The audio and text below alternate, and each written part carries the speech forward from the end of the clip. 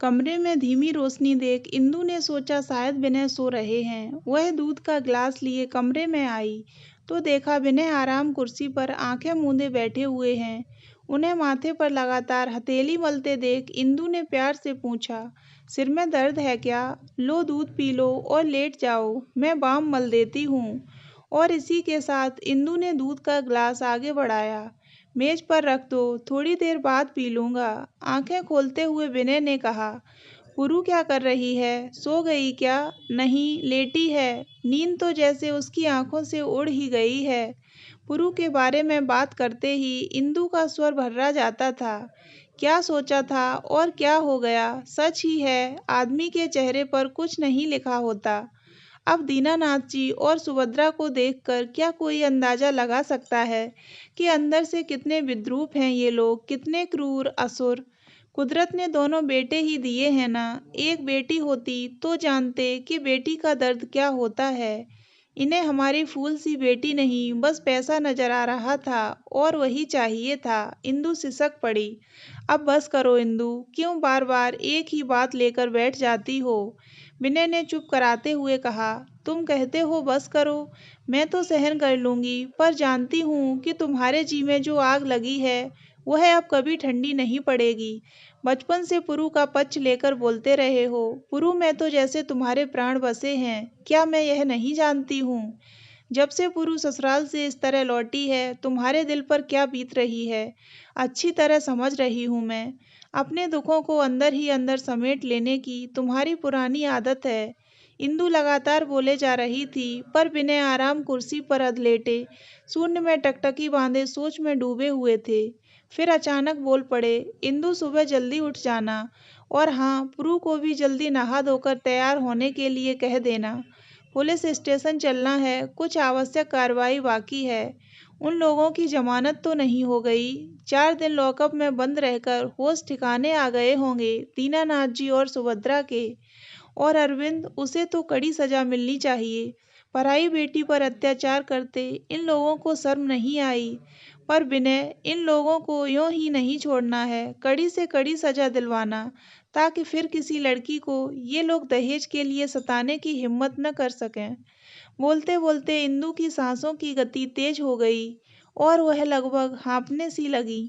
सच है, खुद कष्ट उठाना उतना कठिन नहीं होता जितना अपने प्रिय को कष्ट झेलते हुए देखना। और बच्चे तो माँ बाप के कलेजे के टुकड़े होते हैं। वे कष्ट में हों तो माँ बाप चैन की सांस कैसे ले सकते हैं भला? हाँ इंदु, सजा जरूर मिलेगी और मिलनी ही चाहिए। दोषी को सजा मिलनी ही चाहिए। विनय ने दृढ़ता से कहा, चलो सो जाओ, सुबह जल्दी उठना है। विनय के स्वर की दृढ़ता से आश्वस्त होकर इंदु अपने पल्लू के छोर से आंसू पोंछती हुई कमरे से बाहर निकल गई। पिछले हफ्ते जब से परशुड़ी ससुराल से दहेज के लिए प्रताड़ित होकर बचकर भाग आई, इंदु ने एक पल को भी उसे अकेला नहीं छोड़ा था। रात में भी वह पुरु के पास ही लेटती थी और रात रात भर जागकर कभी उसके माथे को तो कभी बालों को सहलाती रहती, मानो पुरु नन्ही बच्ची हो। विनय की आंखों से नींद कोसों दूर थी। इंदु के जाते ही उन्होंने मेज पर नजर डाली, पीने के लिए दूध से भरा ग्लास उठाया, 2 घूंट जैसे तैसे गटके, फिर मन नहीं हुआ, सो गिलास वापस मेज पर रख दिया। मन की बेचैनी को कम करने के लिए वह दोनों हाथों को कमर के पीछे बांधे कमरे में ही चहलकदमी करने लगे। कभी कभी लगता है मानो समय रुक सा गया है, पर समय कहाँ रुकता है। वह तो घड़ी की टिक टिक के साथ हमेशा गतिमान रहता है। हम ही आगे पीछे हो जाते हैं। जब परशुड़ी छोटी थी तो विनय उसके लिए कितने आगे तक की सोच लेते थे, और आज न चाहते हुए भी बार बार वह पीछे की ओर अतीत में खिंचे चले जा रहे थे। जिस गति से घड़ी की सुइयां निरंतर आगे की ओर बढ़ रही थीं, उसी तीव्रता से विनय का विचार चक्र विपरीत दिशा में घूमने लगा था। विवाह के दिन कितनी प्यारी लग रही थी उनकी पुरु। पुरु ही क्यों, अरविंद भी। दोनों की जोड़ी देख मेहमान तारीफ किए बिना नहीं रह पा रहे थे। सुयोग्य वर और घर दोनों ही लड़की के सौभाग्य से प्राप्त होते हैं। ऐसा ही कुछ उस दिन विनय ने सोचा था। गर्व से सीना ताने अपने बेटे वरुण के साथ दौड़ दौड़ कर व्यवस्था देखने में जुटे हुए थे। अपने दोस्त केदार पर भी उन्हें उस दिन नाज हो रहा था। वाह दोस्त, क्या दोस्ती निभाई है। केदार ने ही तो यह इतना सुंदर रिश्ता सुझाया था। अरविंद कंप्यूटर इंजीनियर था और यहीं दिल्ली में ही कार्यरत था। पिता दीनानाथ महाविद्यालय में हिंदी विभागाध्यक्ष और माँ सुभद्रा सीधी सादी घरेलू धार्मिक महिला थीं। छोटा भाई मिलिंद अभी कॉलेज में पढ़ रहा था। छोटा सा सुसंस्कृत परिवार, यदि चिराग लेकर ढूंढते तो भी इस जन्म में ऐसा घरवर नहीं ढूंढ पाते। यह सोचकर केदार के प्रति विनय कृतज्ञ हो गए थे। रिश्ता तो अच्छा है, पर थोड़ी तहकीकात तो करवा लेते, इंदु ने कहा। तो विनय तुरंत बोल पड़े, अरे केदार ने रिश्ता सुझाया है, अविश्वास का तो प्रश्न ही नहीं उठता। तहकीकात भला क्या करवानी है। भाई मुझे तो दीनानाथ से बात करके ही तसल्ली हो गई। ऐसे घर में पुरु को देकर तो मैं निश्चिंत हो जाऊंगा। बेटी के भविष्य को लेकर आज कितने निश्चिंत हो गए हैं विनय। यही सोचकर इंदु का मन तृप्ति से भर गया था। पर यह सुखद स्वप्न 4 दिन की चांदनी बनकर ही रह गया। पहली बार जब पुरु मायके आई तो इंदु की अनुभवी आंखों ने उसके चेहरे पर चढ़ी उदासी की परत को तुरंत ही ताड़ लिया था। खूब कुरेद कुरेद कर इंदु ने पूछताछ की, फिर भी पुरु की उदासी का कारण जानने में असमर्थ ही रही। हर बार पुरु का एक ही उत्तर होता, कहाँ माँ, कुछ तो नहीं है, आपका वहम है यह, खुश तो हूँ मैं। पुरु ससुराल लौट गई, पर भ्रम के कांटे इंदु की मनोधरा पर जहाँ तहाँ बिखेर गई थी। पुरु के व्यवहार में कई अनपेक्षित बातें अब भासित हुई थी इंदु को, जो समझ से परे थीं। बचपन से हर बात माँ को बताने वाली पुरु अचानक इतनी चुप चुप सी क्यों हो गई। कहीं कोई कष्ट तो नहीं है ससुराल में। नाना प्रकार की अटकलों के बीच मन घूमता रहता। और एक दिन चिंताओं दुश्चिंताओं के बीच पुरु का वह पत्र, आप नाना नानी बनने वाले हैं, वरुण मामा बनेगा, ऐसा पुलकित कर गया था कि आनंदातिरेक में खुशी के आंसू बह निकले। अचानक ही सारे भ्रम, शंकाएं कुशंकाएं इस बहाव में जाने कहाँ तिरोहित हो गईं। मन पुनः स्वच्छ आकाश सा साफ हो गया। विनय और वरुण तो खुशी के मारे फूले नहीं समा रहे थे। जहाँ जहाँ जो ध्यान आया, हरेक को फोन, ईमेल, पत्र लिखकर यह शुभ समाचार दे रहे थे। इंदु तो भविष्य में आने वाले नन्हे मेहमान की क्या क्या तैयारी करनी होगी, इसी सोच में रम गई थी। इंदु ने गणित लगाया कि तीसरा महीना लगभग पूरा होने को है पुरु का।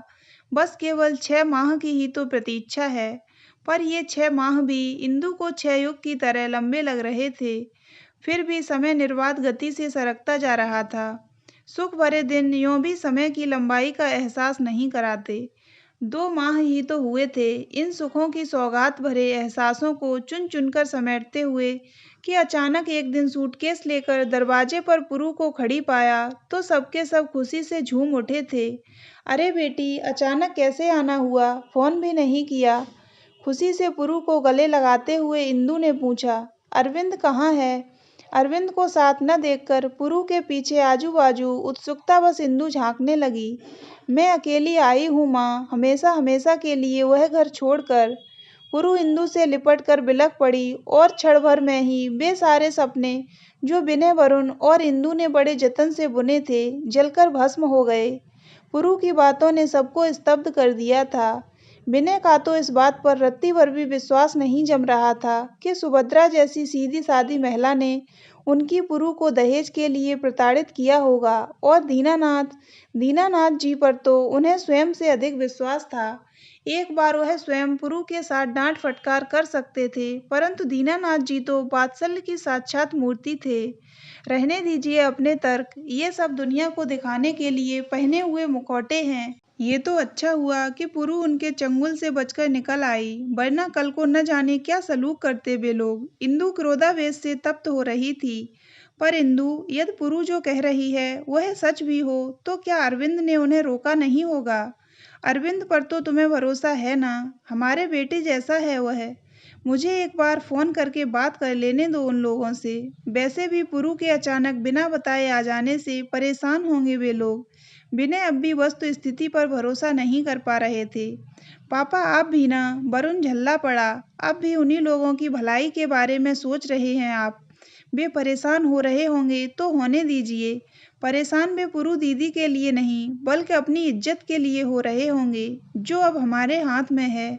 पुरु दीदी ठीक ही कह रही हैं कि उन सब के खिलाफ हमें पुलिस में रिपोर्ट दर्ज करा देनी चाहिए। वरुण का नया खून अपनी परुष्णी दीदी को कष्ट में रोते सिसकते देख पूरे उबाल पर आ गया था।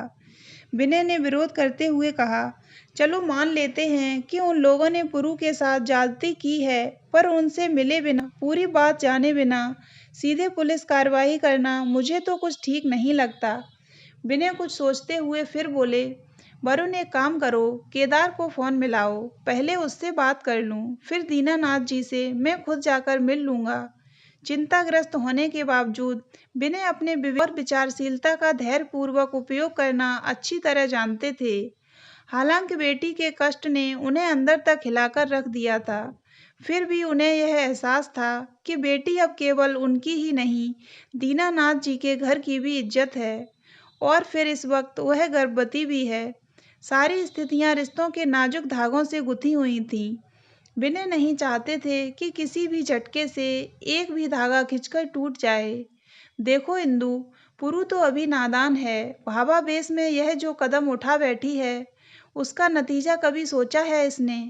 जिस स्थिति में यह है, तुम तो अच्छी तरह समझती हो इंदु, फिर भी इसकी बातों को ही सह दे रही हो।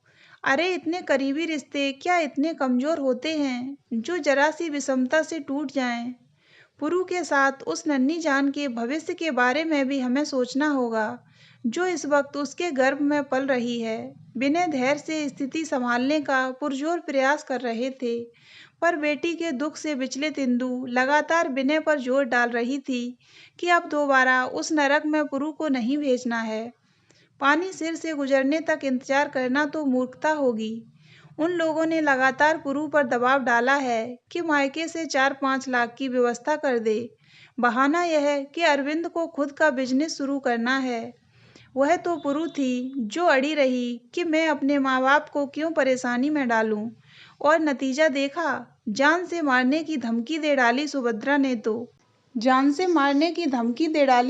ने तो। यदि यह बात थी तो पुरु ने हमें पहले कभी क्यों नहीं बताया? बोलो पुरु। विनय ने पुरु का कंधा पकड़कर झकझोरते हुए पूछा। पापा, मैं आप लोगों को परेशान नहीं करना चाहती थी। पुरु की सिसकियां अब हिचकियों में बदलने लगी थीं। कुछ भी हो, पहले हमें दीनानाथ और सुभद्रा से मिलकर इस मामले को स्पष्ट तो कर लेना चाहिए कि वास्तविकता क्या है, विनय ने कहा। पुरु फिर बिलख पड़ी, मैं झूठ बोलूंगी, ऐसा लगता है क्या पापा आपको? इंदु की गोद में सिर छिपाकर पुरु लगातार रोए जा रही थी।